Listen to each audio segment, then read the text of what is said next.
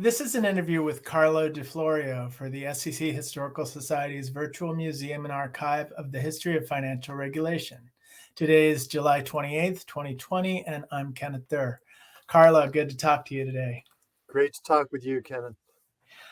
Well, take me back to how you got started in all of this. You went to Tulane, I guess. Is that right?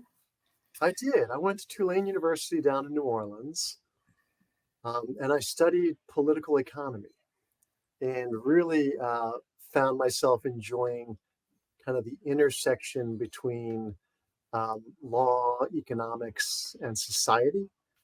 And so pursued that in my political economy major. And then I took a year off between college and grad school and had a great opportunity to go live and work in Japan. And there I got an opportunity to kind of experience the same intersection of law, economics, and society, but more on an international scale, and really found it fascinating and decided while I was in Japan that I would apply to law school. And so I did. I applied to law school from Japan for the following year, finished my year in Japan, came back and started law school. At Penn? I started, yes, it's called the Dickenson School of Law at Penn State University. Okay, yeah, Dickenson. So did you start to get into business law, securities at that point? I did. I was really lucky to have an incredibly dynamic dean of the school who I got to work with as kind of his research assistant. And he was also just a great professor who taught securities law. He had been a very sort of well-established general counsel of a large public company, so a lot of securities regulation and law. And he was my mentor when I was in law school. And so I took his securities law class, found it fascinating, did some research projects with him. And that kind of started me on the interesting path around securities law. And there's a fun fact there, which is when I then walked into the SEC on my first day of work as the director of the exams program, 15, 20 years later, there was a handwritten letter in my inbox sitting at the very top from Dean Marr, congratulating me on my appointment and expressing a lot of enthusiasm. So he was a really important influence in my life. He also taught Mary Jo Gillette and put me and Mary Jo in touch on my, in that note, said, reach out to Mary Jo. She'll be a great partner for you. Huh. And he was an important mentor and he kept track of you at the same time. Yeah, exactly. Very fortunate to have someone like that, at an early age kind of influence your trajectory. So did you think about going into a firm or doing securities law, or how did your route forward get defined? Yeah, it was interesting. So I practiced traditional law for a while in corporate and securities law. Some of it was international in nature, and I really enjoyed that piece of it. And at the time, I decided to go back to law school and pursue a master's in international law and finance. And that brought me down to Washington, D.C. I did the program at Georgetown at night, and I worked full-time during the day to finance it. And I had a great opportunity where I worked while I was down in D.C., was with a firm that was comprised primarily of former Department of Justice, white-collar fraud lawyers and chiefs from the DOJ, former senior regulators. There were people who were former FBI and CIA, and all of it was around doing internal investigations for companies, for boards, for investors. And I found that fascinating. A lot of it was securities fraud related. These were all people who were really knowledgeable around the securities law industry. And I really liked what they were doing. So that was the first time that I thought, I'd like to do public service. And these people were terrific, and I want to kind of get that background. So I thought about going to justice and doing kind of white collar work there. But around the time I was finishing up a program at Georgetown, this firm got acquired by PricewaterhouseCoopers, which along with the other big four were investing heavily in forensic investigations, white-collar fraud teams, and that seemed like a really interesting opportunity, and they kind of recruited me to join them in building that new practice. And so that was my foray into kind of the global investigations arena at PwC, where we help we help companies, but we also help governments and international institutions investigate fraud, corruption, money laundering, and a lot of the sort of critical fraud issues of the day. What was the driver? Why were the Big Four looking to beef up this capability? It's a great question. It was a very fast growing business. And I think that was a reflection of the fact that the markets generally were growing very fast. And the industry was very dynamic.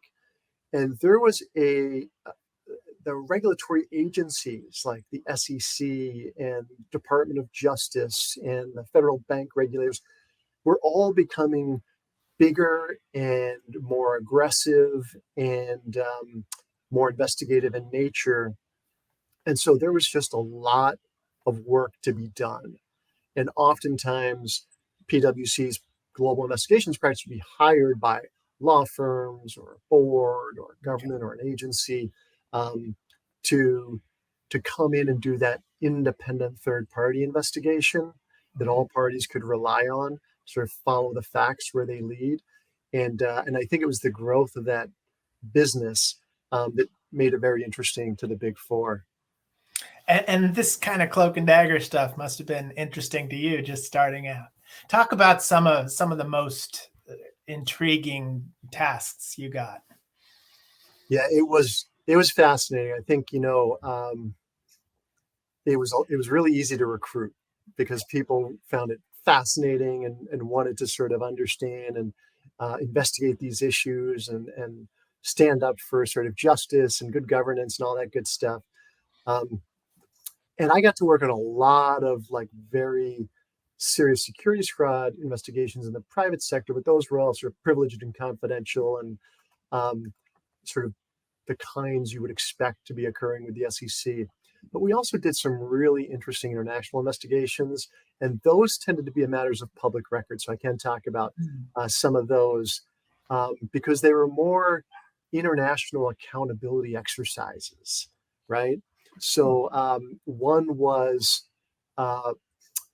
with the Volcker Commission. So the Volcker Commission was established in the late 90s, you may recall, when there was a lot of scrutiny of Swiss banks and how they had treated assets belonging to victims of Nazi persecution.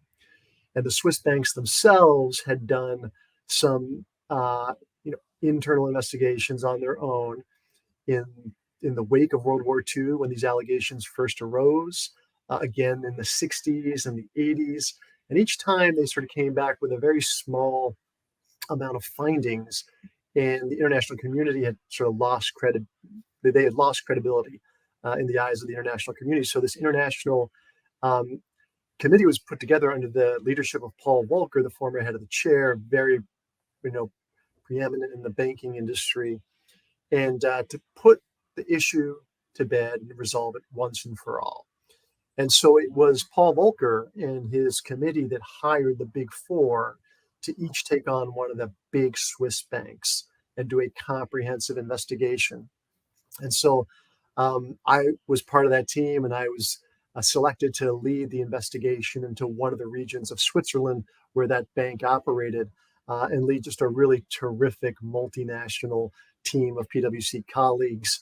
And between all of our investigations across the country for the Volcker Commission overall, we found a very large number of accounts belonging to victims of Nazi persecution that had not previously been brought forward, and a large amount of money that was at stake. And we put in place a process where people could submit claims. We published the names.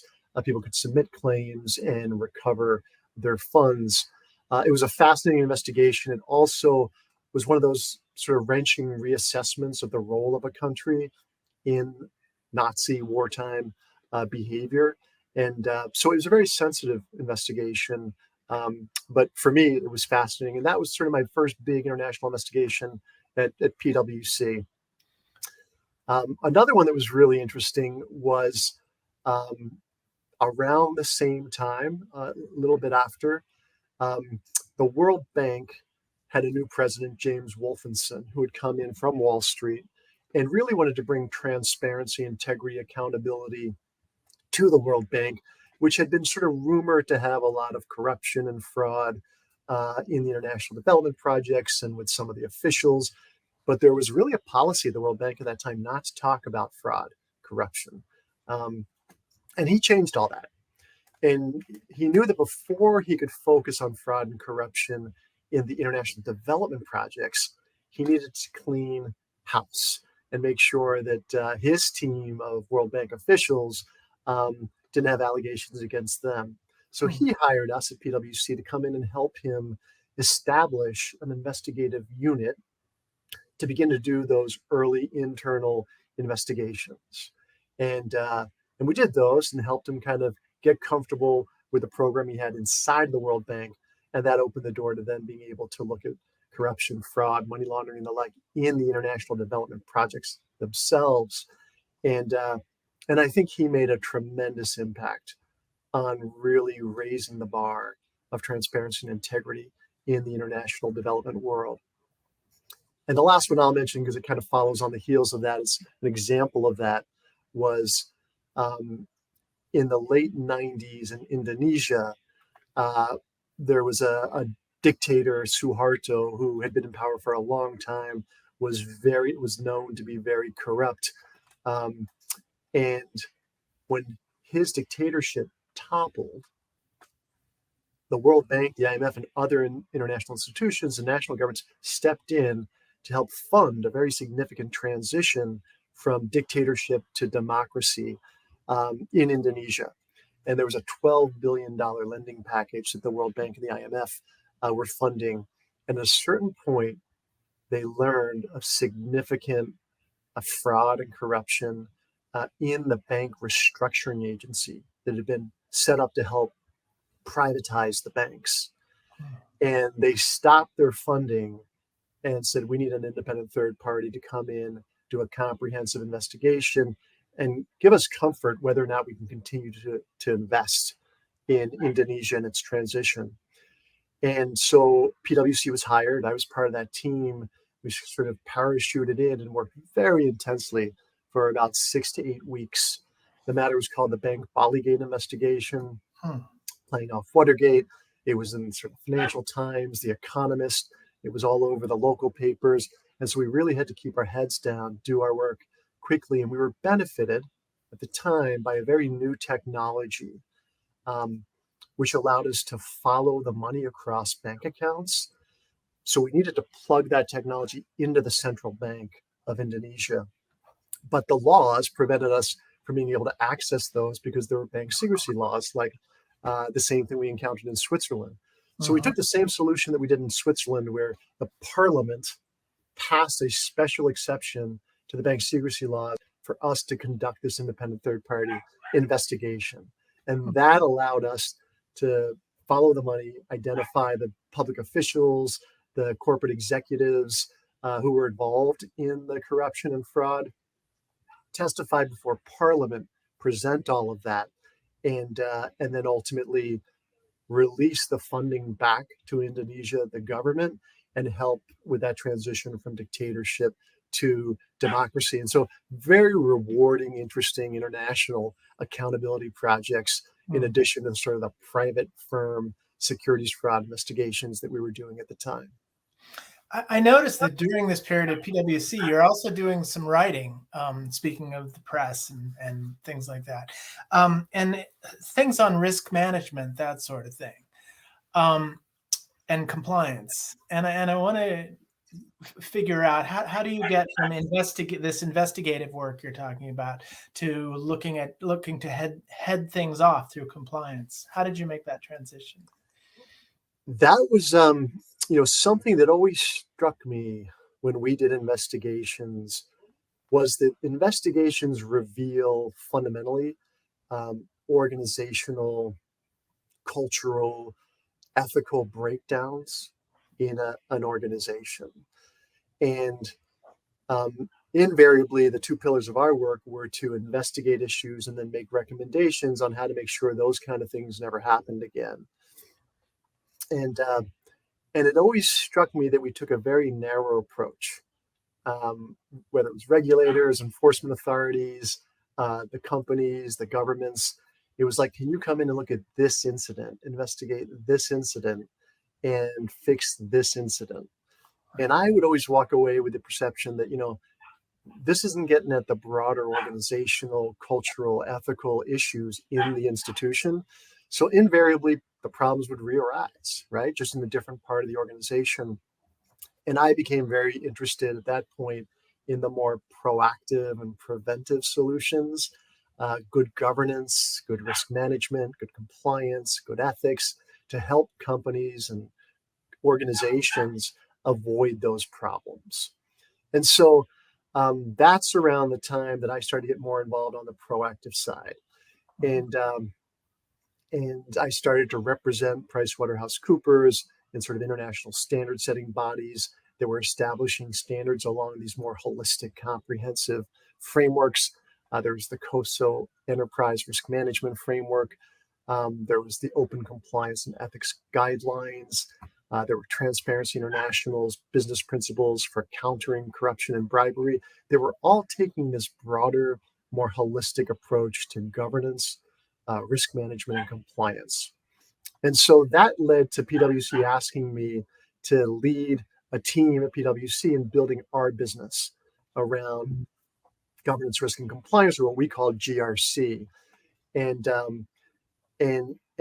that was a really exciting endeavor. And to your question there, Ken, one of the first things we did was put together our point of view on what really good governance, risk management, and compliance looks like. And it was a white paper called Integrity Driven Performance, New Strategies for Success through Integrated Governance, Risk Management, and Compliance. And it was really well received at the time. Our business was doing really well. And a fun fact here is that now I'm at ACA Group, which is one of the leaders in GRC, and that industry has grown to over $40 billion industry. So again, these are things that kind of a consistent arc throughout my career, which I found really interesting, followed in different ways and through different threads, but always around kind of that GRC endeavor. So you're talking about sort of a discipline of sorts that's developing during this time. Other people having the experience you're having. What were some of the other things that were leading to the development of this risk compliance, risk management? I think the regulators played a really important role. It was a little bit more narrowly focused on compliance. But, it used to be that the SEC and FINRA and the bank regulators and the CFTC would have a regulation and they would focus on that regulation, right? And was a firm meeting the requirements of that regulation?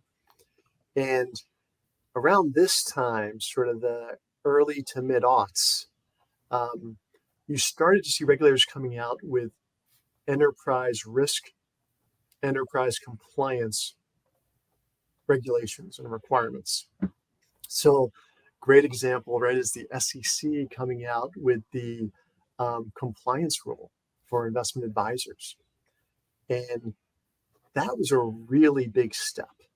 It sent a signal to the industry that you can't just have sort of these targeted, disconnected exercises around regulatory requirements, but you need to have a coordinated, comprehensive compliance program that has a chief compliance officer who is responsible and accountable and has independent standing authority to get the job done. You need to have a firm that supports that, right? FINRA has CEO certification of the compliance program. And it needs to have some fundamental elements. There needs to be policies and procedures. You need to do training. There needs to be monitoring and testing. You need to investigate when there are issues and resolve them or remediate them. And I think that was a terrifically important development and contribution that regulators made at that time. The bank regulators, the Fed, the OCC had very similar supervisory releases requiring enterprise compliance programs inside of banks and detailing what they should have as part of the overall holistic program. And then you had the whole coastal enterprise risk management framework, which brought the R piece into it, and a lot of new focus on this new discipline around enterprise risk management. And then finally, there was a real interest in, this was the era of corporate governance.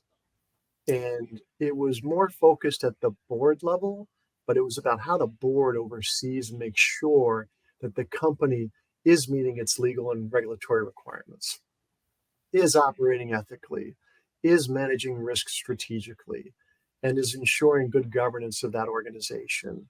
And so I think it was the confluence of all of those forces that really created this more healthy, more holistic, more comprehensive view of governance, risk, and compliance. That's terrific.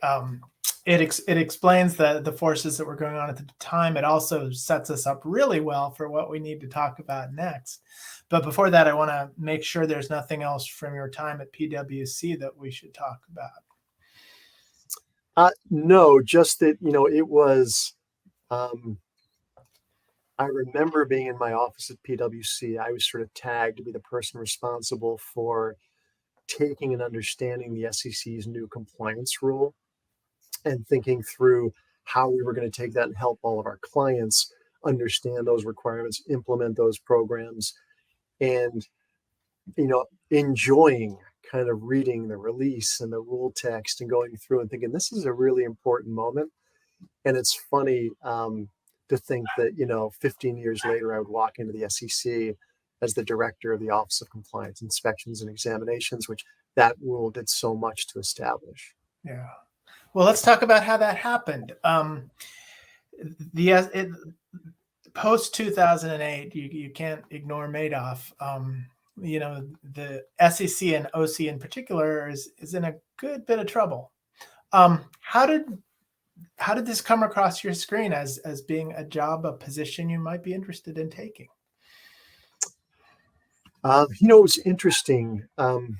First of all, I was a student of the SEC and of regulatory and legal institutions. And so I held them very dear. I thought they played a critically important role in society. And I was focusing my career for a long time in the financial services industry. And so when the financial crisis hit, when Madoff and Stanford hit, it was like a perfect storm.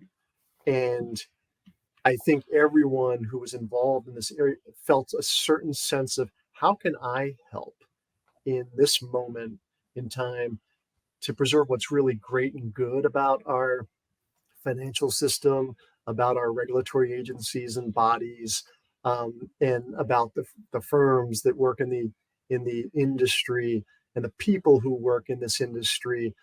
How can we sort of help rebuild and restore public trust and confidence in that? So I was very interested. I'd mentioned when I was earlier in my career, I thought I wanted to go to justice.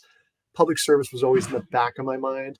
And this felt like a really great moment and opportunity. And so I talked to my partner, I was a partner at PwC at the time. I talked to my partners and said, I'm really interested in going in and sort of helping at this moment. And my partners were incredibly supportive. PwC had a long history, like many other institutions, of partners going and serving in senior roles in government. And it's a really healthy sort of back and forth to bring industry best practices, bring back regulatory best practices, breach, misunderstanding, facilitate understanding and cooperation. So this was all, to me, very interesting. And then I was contacted um, to consider the role for OC director. And I went down, interviewed with the new chair, Mary Shapiro, and the senior team, as well as all the commissioners. And I was just really, really impressed with the caliber and character and integrity of all the people that I met with, um, the importance of the agency, and yet the fragility at that incredible moment in time where it was being, to your point, criticized by both parties in Congress, the media, everyone, for having missed Madoff and Stanford and the financial crisis. And I didn't think that was all fair, but understood where that sentiment was coming from.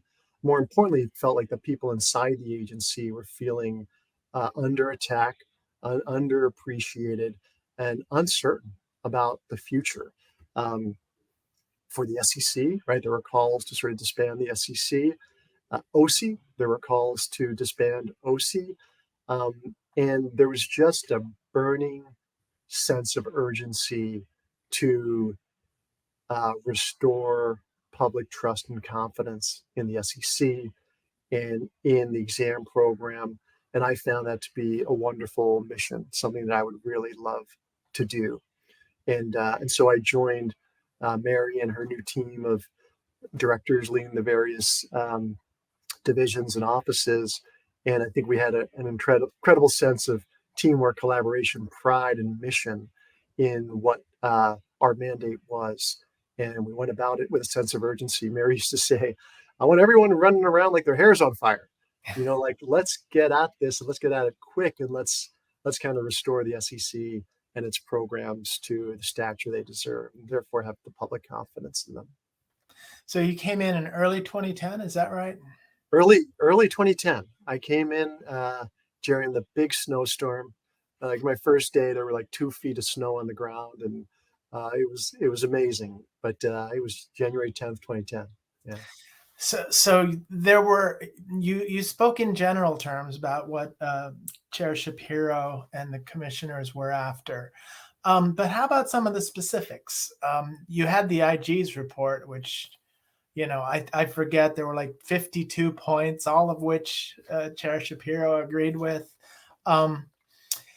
What in that big ball of issues, which ones did you prioritize, and how did you do that at the very outset?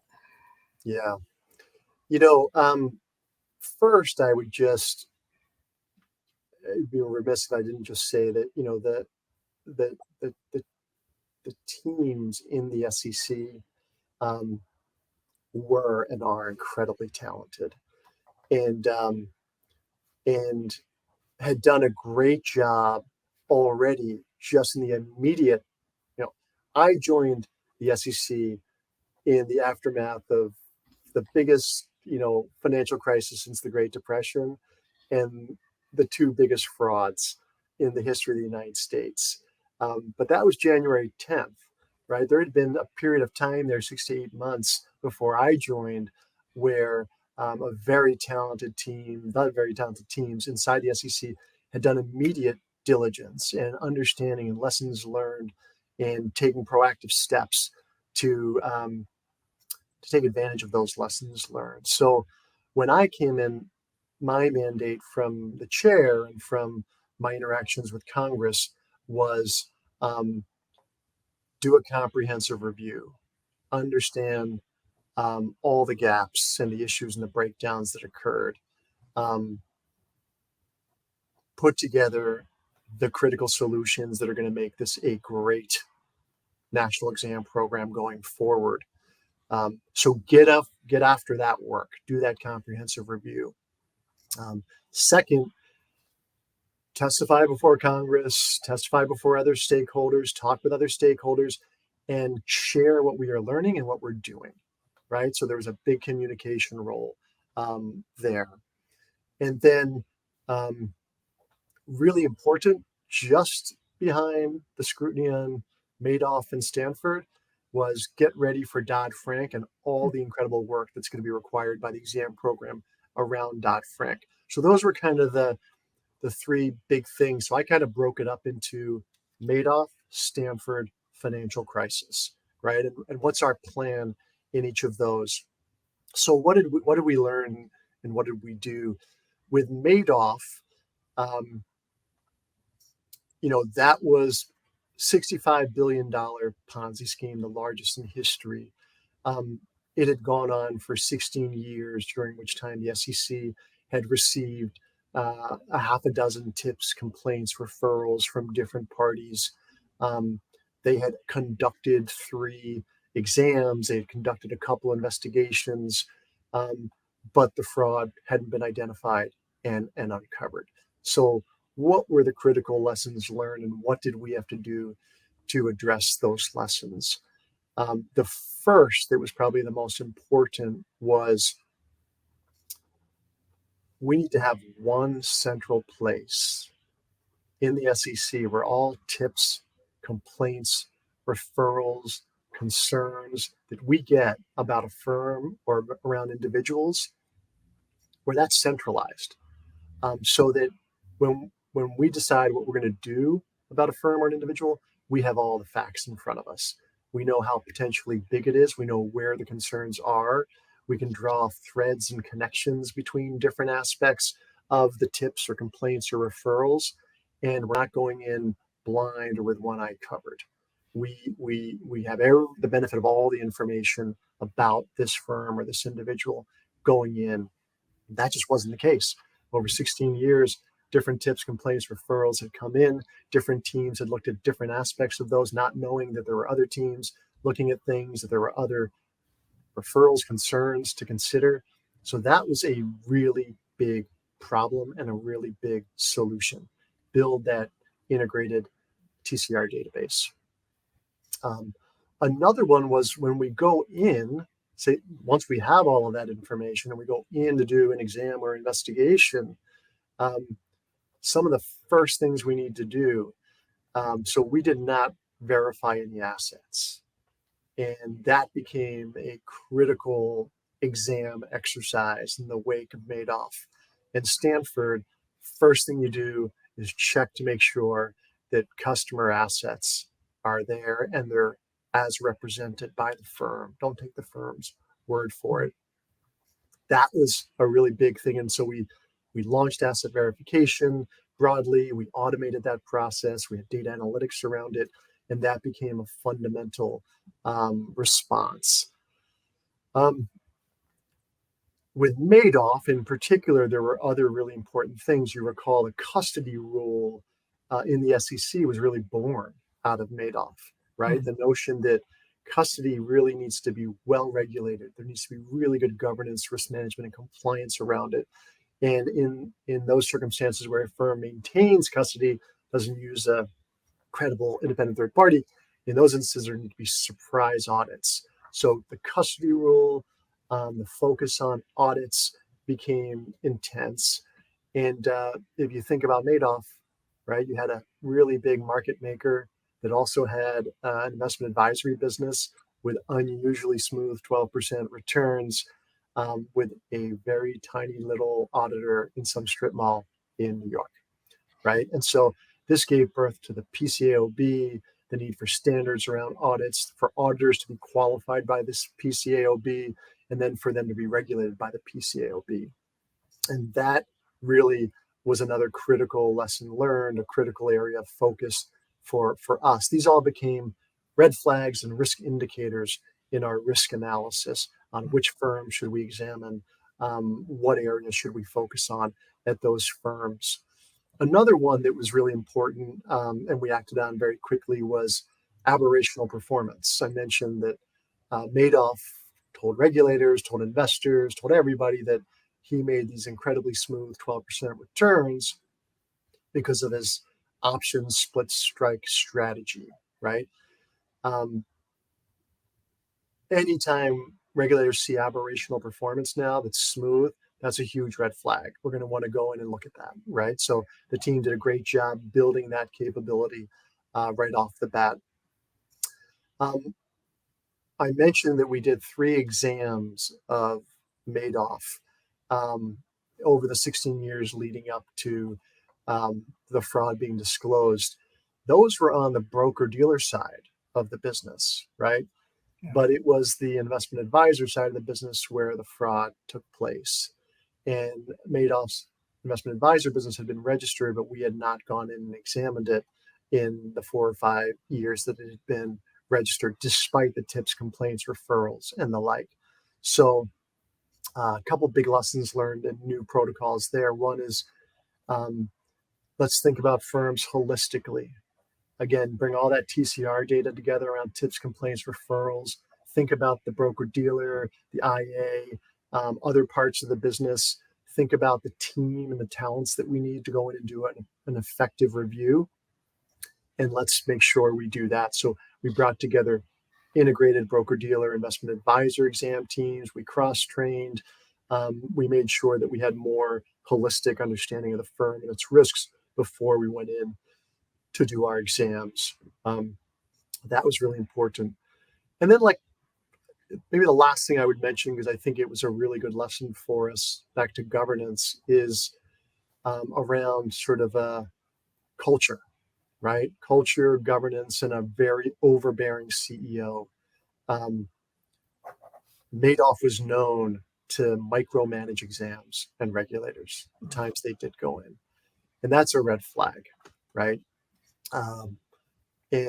And so now the exam program, we have specific risk indicators around that. We look for that. We respond to that.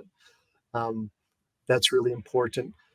But in all of this around Madoff, and we'll talk about Stanford in a second, there was not the escalation to the home office in DC and the more comprehensive review and independent perspective on the issue of the fraud that there should have been. And so we learned about the need to have really good governance on national programs and escalation protocols to resolve issues, make critical decisions, provide some independent challenge, and make sure that we were approaching tips, complaints, referrals, or concerns we had about a firm or individuals in the most strategic and impactful way to protect investors. So those were some of the critical lessons learned and responses to Madoff that I had to testify before Congress about. Stanford was a different story, right? Stanford was a story where really talented examiners, and there were very talented examiners on Madoff as well. They were narrowly focused and didn't have all the data and information, but they were very talented. In Stanford, a very talented team of examiners did have the information they needed. They went in, conducted 4 exams of Stanford, and on all occasions referred and recommended to the Fort Worth enforcement program and leadership that this is a Ponzi scheme, looks like a Ponzi scheme, and that they should institute an investigation and bring an enforcement action. And in all 4 instances, the enforcement program in Fort Worth chose not to do that. And so you had this disconnect. And there, 14 years passed before the fraud was brought to bear. So we lost the opportunity to act upon what the examiners had identified. Still, that never got above Fort Worth. That was never escalated to the director of OCIE or the director of enforcement for them to be able to look at it, examine it, and say, wait, this is something we need to dig into and not give up until we get to the bottom of.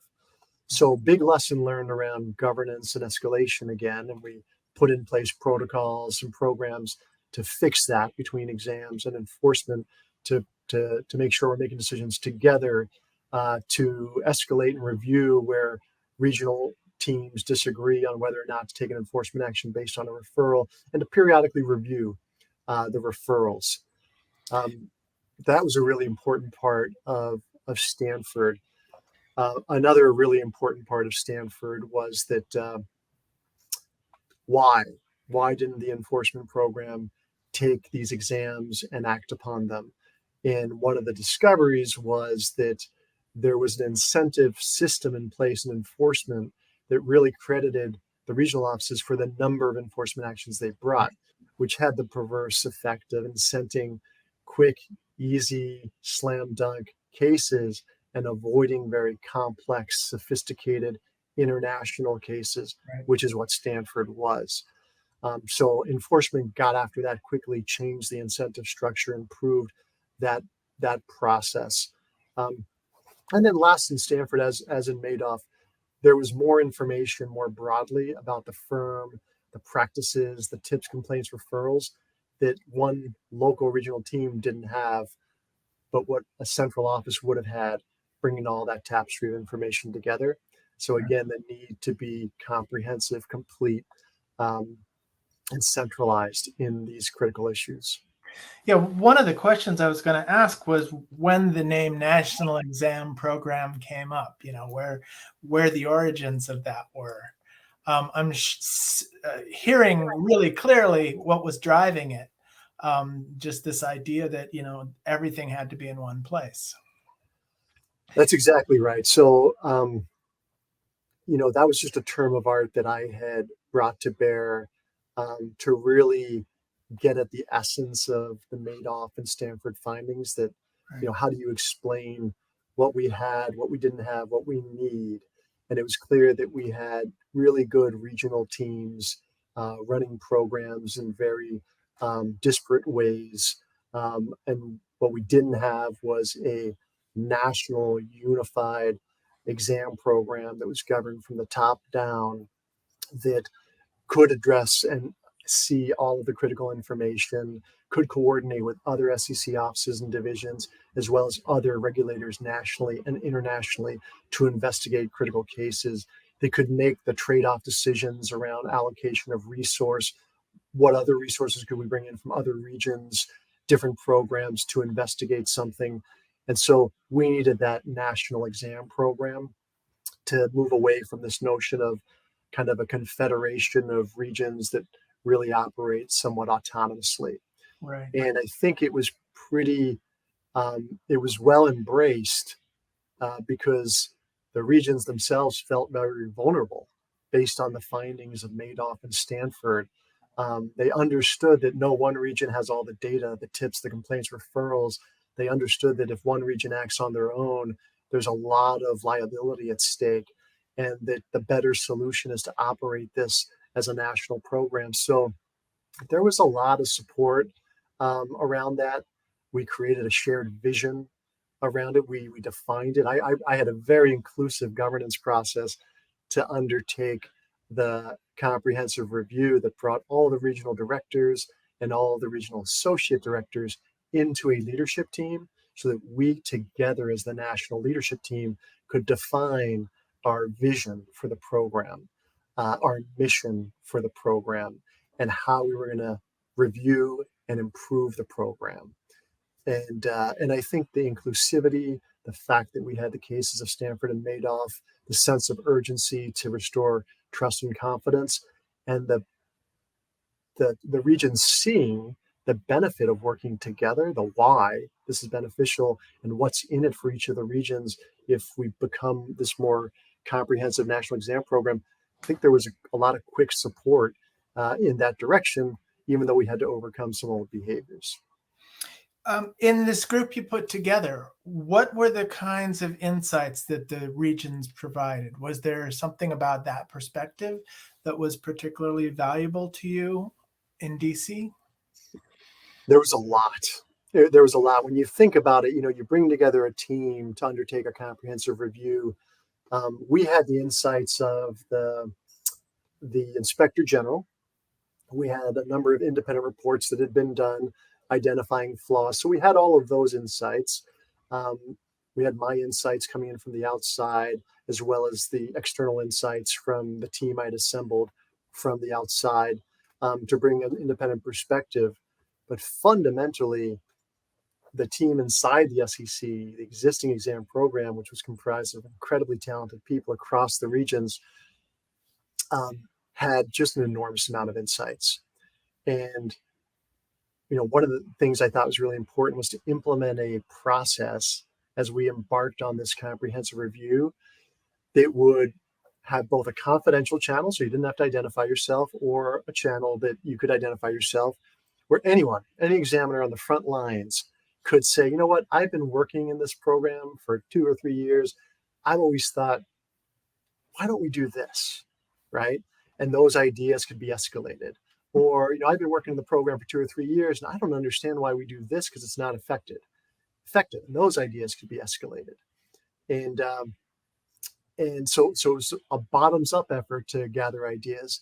Then you had all the middle managers who really saw what was working and not working across the program, both up and in their teams. And they brought terrific insights and perspective from that perspective. And then you had this incredibly talented team of leaders from across the regions who were, 20, 30 years of experience, who had tremendous insights, and just had never been part of an exercise where they could kind of bring those to bear, or never had the resources where they could bring those to bear. Remember, this was sort of a fortunate moment, despite it being tragic, because both sides of the aisle wanted to fix the regulatory framework. So we had budget that, my predecessor, Lori, didn't have, and other SEC directors and other divisions didn't have to their benefit, but we did. We had these now. The Congress doubled the resources for the SEC after this. So we had resources with which to do more. And I think that was a great benefit. So these ideas could come to life. And so if at the highest level, I say the way we structured the comprehensive review was to break it down in some critical elements. How could we improve our mission, our vision, our strategy, our structure, our teams, our talent, our people, our processes, our technology, and our data analytics? Those were the critical elements of our review. And we took a shot and said, what do we have in place today? What's working? What's not? What could be more effective and more efficient and help us better protect investors? And then we broke up into teams, and each team broke up into sub-work streams. We had over 150 critical recommendations on how to improve the program that came out of that. And the regions and their teams played an absolutely critical role in every aspect of that. So it was a very teamwork and collaboration oriented exercise. One of the really the most remarkable ones I've ever seen in my own experience. How long did this process take? So really interesting question. My desire was to sort of get this done in the first 3 to 6 months. And the reason was, one, it just takes a little bit of time to get in, to get to know everybody, to organize the exercise, right? Second, you want to build a sense of shared teamwork, collaboration, vision, and that takes a little bit of preliminary work so that everybody's rowing in the same direction. Then we organized it in a way that I think let us do the crux of the work in just a few months, which was really a lightning speed to get at the complexity of issues we were looking into. And the time-bound nature for me was that Congress was finalizing the Dodd-Frank Act, and that was going to be coming into play in sort of the summer time frame. And we, my hope was that we would get this done, land our vision for the improvements that were necessary, get the support and funding from the chair and the commission and Congress, and have that ready to go as we then had to turn to the next big challenge for us, which was implementing this enormous legislation, the biggest since the Great Depression that gave birth to the SEC, right? So that was a little bit of the time frame and some of the pressures around the time frame. Did you make it? We did. We had a wonderful, again, just such an impressive team and such a great sense of collaboration and such a sense of urgency. I had given everybody on the leadership team, there was about 30 of us from across all the regions in the home office, a book called A Sense of Urgency by John Cotter, which is a short but very impactful book on how to undertake a comprehensive review with a sense of urgency and then implement all the improvements in a way that makes them successful so that you manage change through the exercise. And I asked everybody to read it at the very beginning of the exercise so we would have a common frame of reference. And it was really helpful. We followed that methodology and we were able to get it done in time.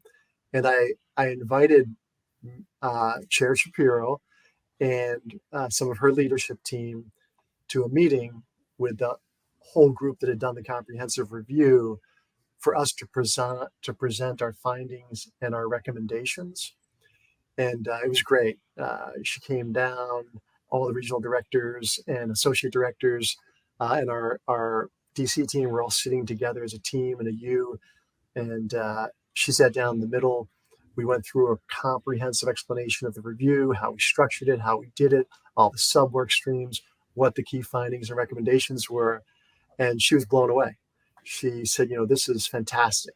This is that you guys were able to come together and get this done so comprehensively in such a period of time and have agreement on it is tremendous. You have my full support to move forward. And so we did. Everybody's really, fired up to turn to implementation.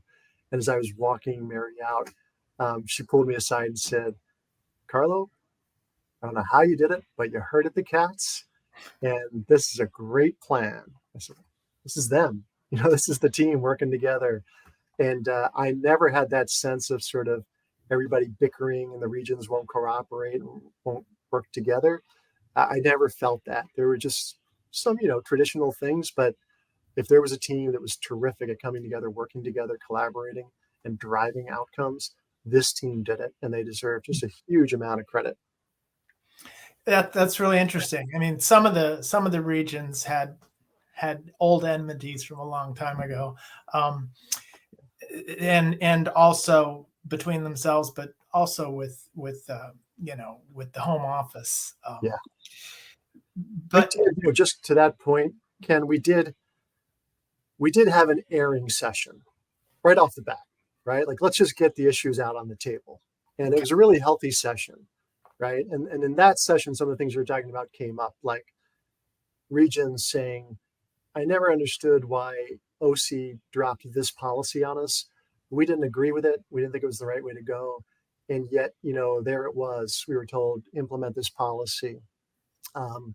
Or regions saying, you guys do it this way in home office. We do it a lot better this way, using a cool tool or technology that somebody on our team developed. And that went both ways, right? Home office had some issues with the region. So it was important to get all that stuff on the table and get it out there. But it was it would be the tail wagging the dog to make that kind of the primary focus. It was something that kind of needed to be aired so everybody understood what the tensions were. But then there was really cohesive focus forward. But there was still lots of discussion about the need to break down silos. And those are different from the people because they'd been there sort of formed out of organizational imperatives and that kind of stuff. Talk to me about breaking down those silos, how you did that, how the group did that. So, a couple things. One is I think Madoff and Stanford helped, right? They revealed how destructive silos are and how much they can expose silos to liability and mistakes. And nobody wanted to be the next silo. So I found that the group was very receptive to my mantra of we got to break down silos and have a comprehensive, coordinated governance model and team. So what were some of those silos? One is the regions. The regions had fierce independence. They liked operating as regions. They had a sense of pride in being from this regional office or that regional office. And they took their orders from the region, right? So that was a silo. And did that serve New York well during Madoff? No. It served New York horribly during Madoff because they weren't able to find the issues and the root cause because they didn't bring the broader team in. So that regional silo was kind of exhibit A. Did regional silos serve Fort Worth well with Stanford? No, it was a disaster, right? Information never got out of the silo, so nobody else was able to come in and help. Investors harmed in a major way in both cases because of silos. So regional silos, those cases helped demonstrate.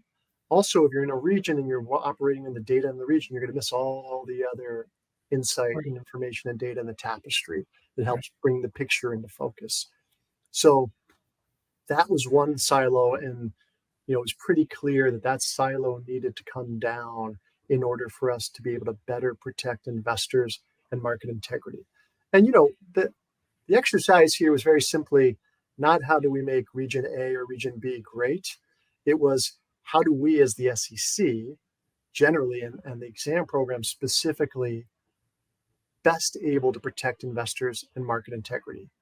And if you ever held kind of an idea or solution or proposal or recommendation, we would view it through that lens, and never did a silo come out as the right answer to achieve that important mission objective. So regions was one silo that we needed to break down.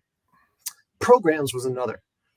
Broker-dealer folks really thought of themselves as, a certain really strong, cohesive crew.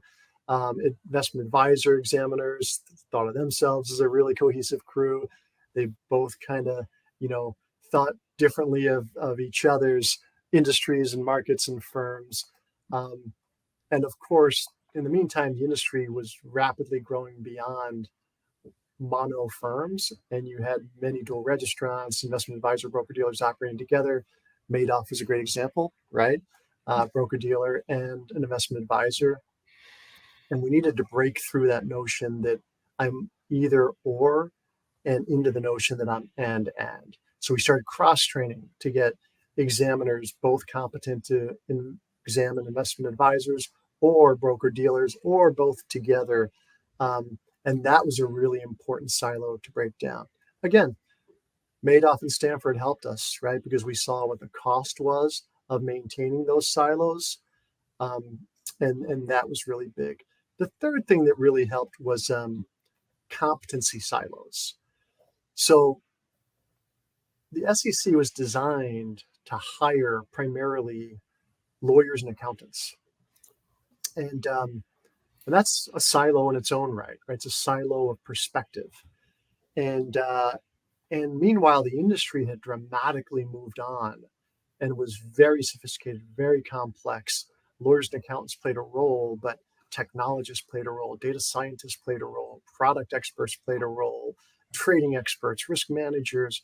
And this diversity of talent didn't exist in the exam program because of the siloed perspective on let's hire examiners, let's hire accountants, and let's make them generalist examiners. Didn't reflect the reality of where the industry was. And in part, very hard for an examiner to sit down and talk to Madoff about his split strike strategy, option strategy.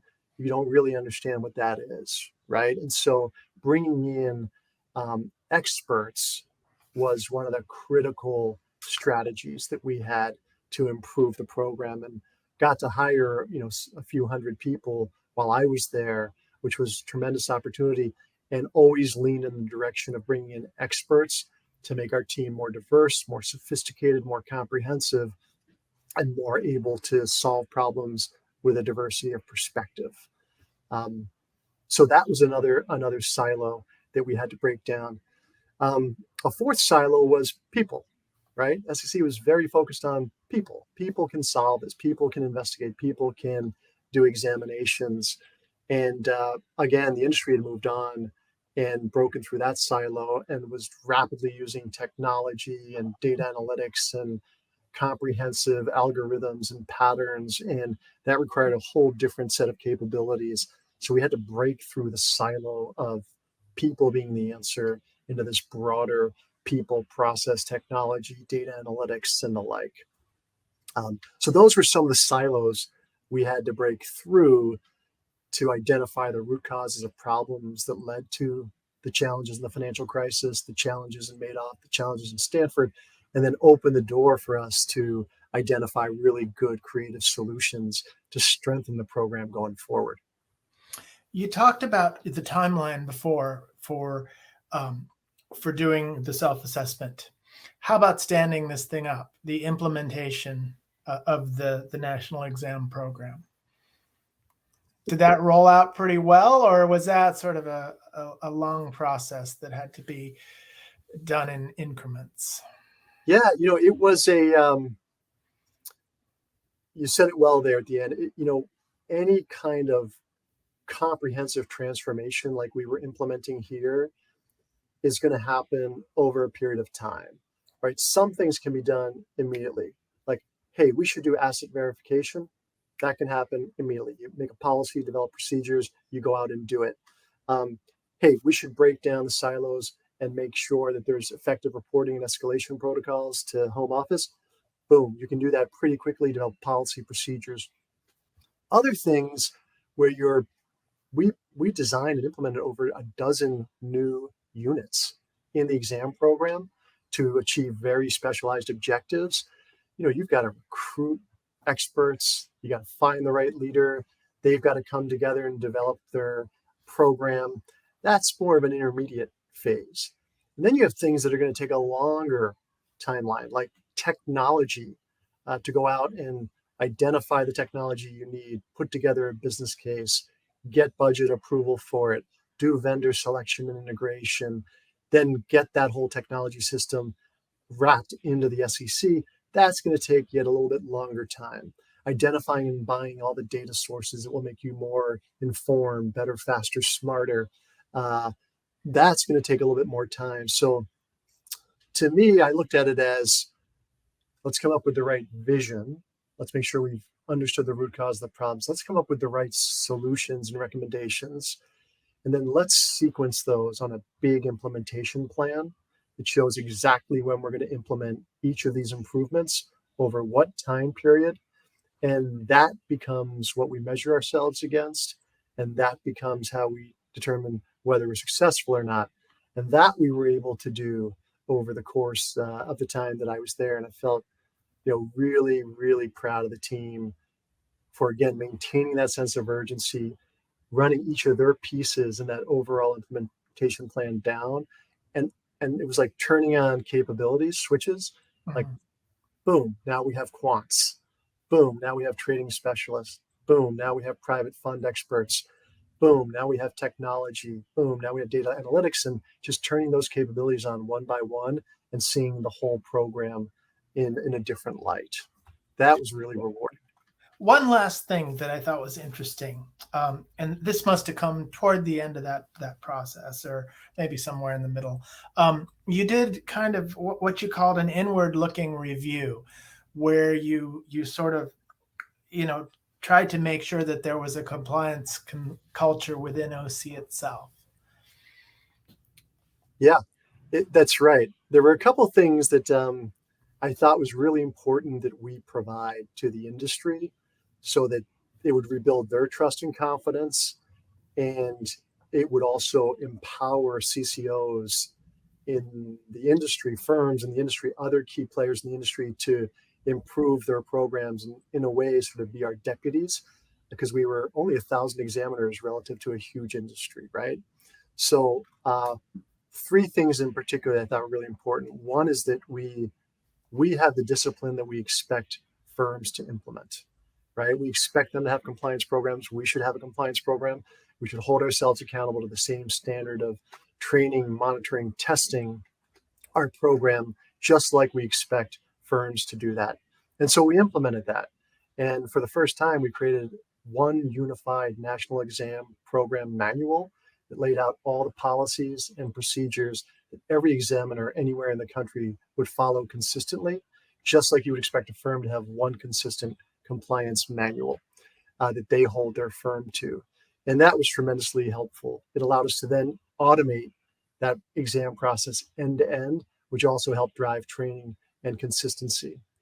The second was to not have the exam program be a gotcha program, but share with the industry what are our priorities for the year. Let's publish them. Let's make them perfectly transparent. every year, these are the priority areas that we're going to focus on. So if we come to your firm, you better have your house in order and not be surprised, because we've shared with you what we see as the critical risks to investors and markets. And so what we're going to spend our time on. And that was really new and different, and the industry really appreciated that. It also, again, let us we were only able to get to 15% of firms. By publishing our priorities, we deputized CCOs all across the industry to take that as their checklist and get that work done over the course of the year. So it was also just an ability to have a bigger impact. And then we shared the results of our exam findings, both in terms of the deficiencies that we saw in priority areas and effective practices that we saw, so that, again, CCOs could take that in and fix their own programs to align with the effective practices and do a health check to see whether they had any of those deficiencies and needed to fix them to raise the overall level of compliance in the organization. That's a bit of what that kind of reflection on, let's make sure we're operating the same way we expect the industry to operate. Okay. And you talk about reaching out to CCOs, and OCIE had previously done that. And there had also been there was CC outreach. I always want to add another O in there. There were also the sweep examinations, which were widely publicized. Did you continue that with the sweep examinations as a way of providing information? We absolutely did, Ken. So what we did was, what we started with was all the great work that Lori and the exam team had done from the time OCIE was established to the time we came in, right? So that was just a great body of work to build an excellent program with really talented people. And we didn't want to stop doing anything that was really helpful and useful there. Where we focused our energy on, given the way the markets are developing, given what we learned from the financial crisis and Madoff and Stanford, what additionally can we implement to strengthen the program? That was our focus. And I think that it was, so we had a wonderfully strong foundation to work from and a wonderful opportunity to further strengthen the program. So we kept the CCO outreaches, we kept the sweeps, we kept a whole lot. I mean, so much of the program is what Lori and the team built, that we inherited. The way I think about these things is that we're all one team running one very long relay race. And we sort of get the baton, that our predecessor poured a lot of heart and soul and energy into to make it really strong. The next person brings the same energy and sense of urgency to improving the program further, and so on and so forth. And that's not just an example. I think that's across the SEC. So, I picked up from the great work that Lori had done. Drew picked up from the good work that our team had done that he was part of. When he left, Mark picked up from the good work that Drew had done to improve the program further. And Mark and his team took it to the next level. And then Pete Driscoll came in and took it to the next level. And now Pete Best is coming in with Joy Thompson, and they're taking it to the next level. And that's just kind of the virtuous, relay race that occurs. A lot of runners in that race. Yeah. Over a long arc. Let's talk about that landslide that you were thinking about was going to come down on your shoulders, which was Dodd-Frank. A number of people have shared with me OC being the eyes and ears of the SEC. In this case, there's a lot of rules to implement, right? A lot of rules to be worked out to start with. What was OC's role in that process? So one of the things we did as part of the comprehensive review, I mentioned we looked at our mission, right? Our vision, our strategy, people, process, technology, data, analytics. In looking at our mission, we landed on a mission that had 4 pillars. First is to prevent fraud. Second is to promote compliance. third is to monitor risk, and fourth is to inform policy. Again, in the spirit of building on all the good work of our predecessors, prevent fraud and promote compliance were kind of the heart of the existing exam program mission. And we decided to add inform policy and monitor risk. And the reason we did is because, one, monitoring risk was such an important lesson learned coming out of Madoff and Stanford in the financial crisis, and we had implemented several new quantitative analytics programs and risk analysis and surveillance programs and the like to help us do that better, be able to look around the bend, identify emerging risks, trends, and issues. But the informed policy was also a new aspect of the mission, and the thinking there was the largest piece of securities legislation in history since the Great Depression is about to land on our desks. And examiners are going to have a whole lot of great insights to help inform the rules and regulations that need to flow out of that Dodd-Frank Act. And so we put together a function and a process whereby we identified all the parts of Dodd-Frank that really impacted the exam program. And then we identified an exam program expert and liaison who would serve with the policy divisions and others in the rule writing exercise. And we did that comprehensively. So it was a huge effort. And it was a really well done effort. And I remember, my fellow directors really thanking us for putting in the time and effort to make sure that the rule writing teams understood from the eyes and ears in the field teams, what are some of the practical challenges? What are firms struggling with in this area? What are things you're going to want to get out of this rule in terms of data, policies, procedures, practices that we're going to want to incorporate into the rule so you guys can do the exams and risk monitoring that you want to do? So that was a really comprehensive exercise, and it turned out really well. It still goes on today. It's a process because now that's one of our formal 4 pillars of our mission. There's a continuous process for the exam teams to inform policy and rulemaking. Were there particular parts of, there were particular parts that were pretty urgent, which is you've landed with some new entities that you need to examine.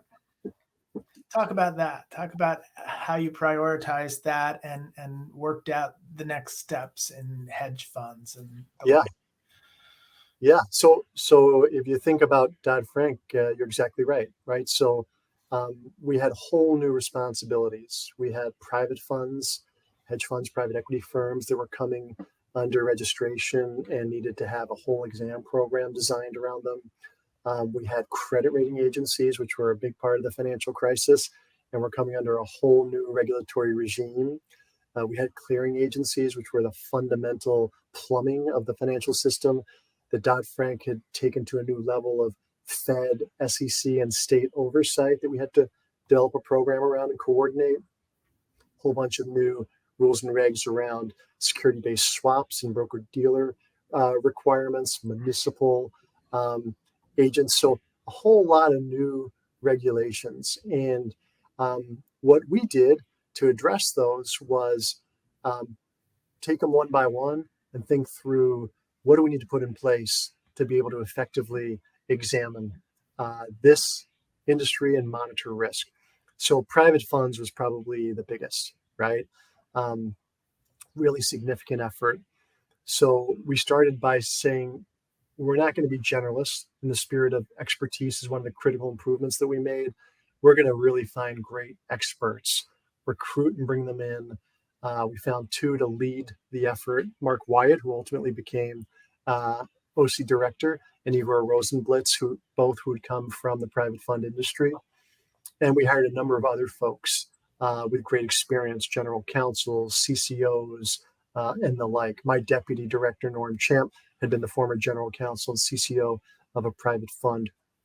So experts, they know where the bodies are, they know what the games are that are played, they can focus immediately on the critical issues, and they'll have credibility when they go in to do exams. So we hired the experts, we built specialized units so that they could really have an impact and a program to focus on. We did a presence sweep to get out quickly to the private funds and say, we're here. Here are the kind of things we're going to look at. Here are our expectations, so they could feel the presence of the SEC and begin to understand what it meant to now be a regulated entity. And we worked really closely with our colleagues in the Division of Enforcement, which had a specialized asset management unit, and the Division of Investment Management, which had all the responsibility for the rules writing around these new areas. And so we worked in very close coordination and partnership with them. And that's effectively the play that we ran for each of these new areas. We did that for private funds. We did it for the credit rating agencies. A little bit of a different flavor for credit agencies. We were hiring more sort of experienced credit analysts, people who had been leaders inside of credit rating agencies, many of whom had risen the red flag and said there's conflicts of interest. We had an excellent team that we brought in there. Myself and Robert Cook were asked by Mary Shapiro to identify, recruit, and select the new head of the credit rating agency program. In the meantime, they were housed in the exam program. And I was going out with these new leaders to meet with the boards of directors and the senior management teams to explain the expectations, talk about strategy and critical risks, a program that I'd rolled out more broadly across the top 10 financial institutions as well, to get at one of the findings in the financial crisis, that we weren't spending enough time on critical risk and strategic issues at the right level inside of firms with the board, and senior management. So we implemented a program around that. That's the large firm monitoring program. Clearing agencies, the flavor there was that we had to coordinate with the Fed and with the states and really put together a collaborative program. So I recruited Don Patterson in with terrific industry experience to lead that program. Again, people with expertise were brought into the program. He was leading within the SEC? I'm sorry? Patterson was leading within the SEC? He was within the exam program. So these are all people who ran the exam program components of it. So okay. Mark Wyatt and Igor Rosenblitz ran the private funds team. Tom Butler ran the credit rating agencies team with it. Jim Giles ran the large firm monitoring team. Don Patterson led the clearing agency team. Drew Bowden led the investment advisor investment company exam team. Julius Lyman Carbia led the broker-dealer exam team. So we really had terrific talent coming together to lead each of these critical elements of existing exam program and new expectations coming out of Dodd-Frank. The large firm monitoring unit is interesting because you're working with the Fed, with the OCC. Yeah. Talk about how was that a smooth process? Was it difficult? It was a lot smoother than I expected. Again, here I'd heard coming into the role that agencies are always bickering and they don't coordinate. On my sort of first 100-day plan, I had noted who I was going to call the senior heads of supervision at the Federal Reserve, at the Office of the Comptroller of the Currency, the bank regulatory agencies with whom I knew we had to coordinate. The criticism under financial crisis was, where were the regulators? And they were all focused on their little alphabet soup piece of the firm. Nobody understood the whole firm. So we had to come together. And maybe, again, because of that criticism and that transparency, there was a lot of receptivity. Sarah Dahlgren was my partner at the New York Fed. I'd worked very closely with Tim Geithner. She was an excellent partner, and we got our teams together right away. Same at the OCC, same at Treasury. So we got together, we formed teams, we shared concerns, risk perspectives we were seeing across our areas of the firm. We met together with senior management, with boards of directors, had very strategic conversations, and all of that modeled effectively and reflected what was happening at the Financial Stability Oversight Council, which had been established by Dodd-Frank to make sure that there was a comprehensive regulatory approach to thinking about the industry, the risks in the industry, the responses in the industry. So Jim Giles did a terrific job building out the large firm monitoring program. We talked about Dodd-Frank, which was one of the big externals that you had to deal with. Another one, which was less expected, would have been the flash crash. Tell me about OC's role and your role in sort of following that up and figuring out how to try to keep it from happening again. Yeah, this was another one of the biggest, right, things that we were kind of walking into. One of the biggest days of intraday volatility and plunge in history, and immediately Chair Shapiro called a group of us around to respond to it. OC is the eyes and ears, right? So we immediately deployed teams to each of the exchanges and the trading venues to begin to understand, gather data, gather information, flow it back to the SEC. My fellow director, Robert Cook, was running point in trading and markets. And then there was also the Office of Risk and Strategy that had been introduced by Mary Shapiro to give a broader perspective on risk. And Greg Berman from the Office of Risk and Strategy was kind of the point person there. And the exercise was to understand what happened. And from my perspective, the biggest lesson learned was that we couldn't really understand what happened without an enormous amount of time and detailed analysis, and still big gaps in the picture. And the best thing to come out of the flash crash was that it became the business case and rationale for the need for a consolidated audit trail. Because up until this moment, we could not track all trades and orders across all markets and be able to recreate events like the flash crash, understand the root causes, and respond in a timely manner. So the teams in trading and markets, in risk and strategy, and in OC, I think did a great job to the best they could with the information and tools they had to get an understanding of what happened. But again, I think the better takeaway was we learned that we didn't have the regulatory tools. Our tools were very fragmented. The markets themselves were tremendously fragmented and really making it difficult to recreate events and analyze them for root cause issues. We had new developments like high frequency trading happening. And we had, of course, macroeconomic conditions that had already made the markets very jittery, particularly what was happening in Europe with sovereign default risk. And all of that led to, again, a perfect storm. Ultimately, the SEC, the CFTC, completed their report. I think it took 5 or 6 months and reported out on it. But to me, the biggest takeaway was we need better tools, and the consolidated audit trail became that tool. And to see it come to life today, as we got it kind of started back then, through a lot of the good work that FINRA and others have done, is really wonderful to see. One last external on my agenda is MF Global. What was the effect of that one? That was, the MF Global was scary because it kind of felt like, well, haven't we just gone through the idea of big banks,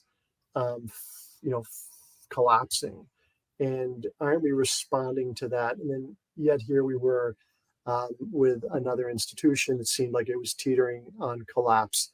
And of course, John Corzine had sort of been the co-president of Goldman Sachs, had then gone on to be a senator and a congressman, a senator and a governor from New Jersey, and then was coming back for Act Two to Wall Street and was the CEO of MF Global.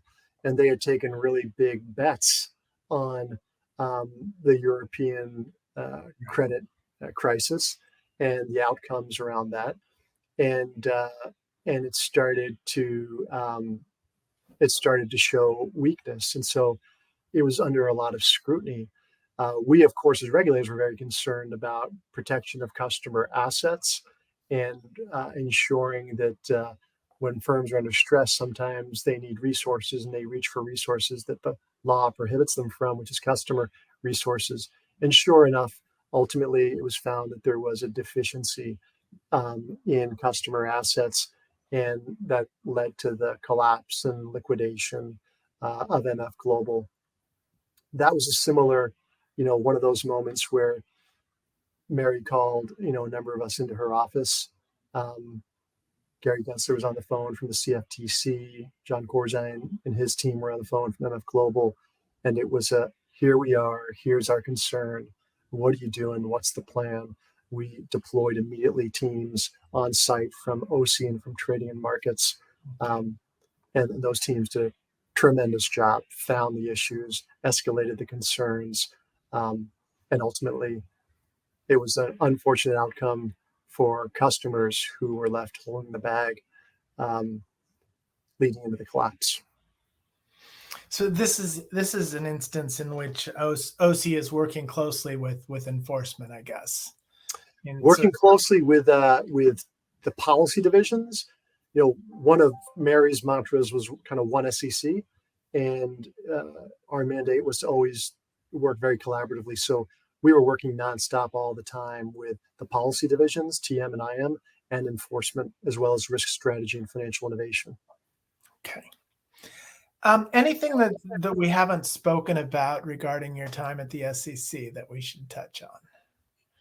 No, I think I think this has been a great conversation. I really appreciate it. It was. I think the message I would leave is I loved working at the SEC. It was a tremendous honor and privilege. I got to serve under three amazing chairs: Mary Shapiro, Elise Walter, and Mary Jo White. I got to serve an incredible team of colleagues, both my fellow directors and my team and OCIE and other teams across the SEC. And consider it just one of the real highlights of my life. And while I'm sitting here talking about it, because you're asking me about the oral history, hopefully I'm representing that this was a tremendous teamwork and collaboration effort across the entire exam division. Terrific. Well, if you have time, I want to just wrap up a little bit with where you went from there. And it's interesting because it looks like you moved on to FINRA and kind of did more of the same, right? How things worked out? Yeah, so I had a wonderful opportunity to go to FINRA. I was invited by the CEO, Rick Ketchum, and the chairman of the board, Jack Brennan, to join. It was a new role they were creating, the chief risk and strategy officer, to bring a lot of what we had done at the SEC and blend it with a lot of really good work that was happening at FINRA. And, I mentioned the opportunity to work with Mary Shapiro and Elise Walter. Mary and Elise had both worked at FINRA. So that made it even more interesting to me and a wonderful opportunity. They were very encouraging. Rick Ketchum, who had been at the SEC as the director of trading and markets, a wonderful regulator, was the CEO of FINRA, and that was really exciting to me. And just the opportunity to contribute to another really important regulator becoming stronger, better, faster seemed like a really wonderful opportunity. I've now spent 10 years as a senior regulator at the SEC and FINRA, which is a big chunk, maybe a bit more than I had expected. But I thoroughly enjoyed it. And I feel the same, about the wonderful people I worked with at FINRA as I do about the wonderful people I worked with at the SEC. And now you're at the ACA. And yes. This finally gets you back to your global interests, I guess. Is that the deal? It kind of brings it all together. This is kind of my biggest, most exciting, and most entrepreneurial role yet. I get to be both a significant investor in the business and a global leader in the business. We are the largest employer of former SEC regulators, so it brings a lot, and FINRA regulators, so it brings a lot of my former colleagues into our core business. We help firms comply with laws and regulations, just like we did at FINRA. We help, and the SEC. We help firms, manage cybersecurity and technology risk, just like we focused on at the SEC and FINRA. And we help them now implement environmental, social, and governance programs and comply with the global investment performance standards, really important elements at both the SEC and FINRA. But it also lets me bring the tools of technology and data analytics, and a lot of the things we brought into the SEC and FINRA that were experiences I gathered at PwC. So it kind of brings all of that together into this role. It's fast growing, it's dynamic. We've kind of doubled in size since I've joined, Wow. and have a really exciting trajectory forward. And I think that it's the culmination of all of those experiences. Some would argue that this is a great example of the revolving door with all those former SEC people. Yes, which I'm a big fan of, the revolving door. I think it's a wonderful, wonderful tool. It's one of those things that you hear people say, well, it's a conflict of interest. But if you just think about the story I told you of what we were able to accomplish with the transformation at the SEC, we brought in experts from across the industry. They didn't exist in the regulatory agencies, and they made us stronger, better, and faster. We deployed significant technology and data analytics. That wouldn't have been able to happen without the experiences we brought from the outside on how those can be used, and then experts we hired from the outside. We built a national exam program with all sorts of process improvements. A lot of that came in as industry best practice. And then we developed the exam priorities and the risk alerts, again, sharing back out with industry critical lessons. So really a wonderful benefit has been the revolving door. You got to manage the conflicts, but it's a great benefit. Well, that's a great place to leave things. Thank you so much for the lessons and the insight. It's been a great talk. Thank you so much, Ken. I really appreciate it, and really appreciate all the work you're doing with the Historical Society. Thank you. Okay, take care. Take care.